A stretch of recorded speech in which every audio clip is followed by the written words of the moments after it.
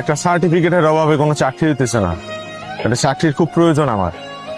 আপনি যদি আমার জন্য একটা কিছু ব্যবস্থা করে দিতেন আমার খুব উপকার হইতো।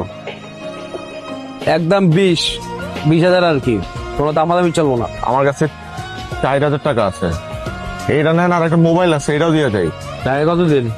বেশি দিন না, কি চাকরি করবেন? যে কোনো চাকরি। চাটা পরে বানাইস কেমন লাগান?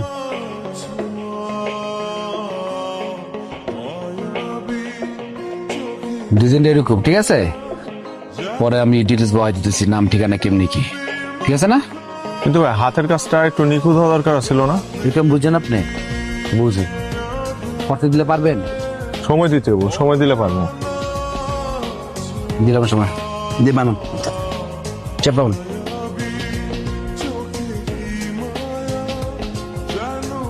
ভাই এই যে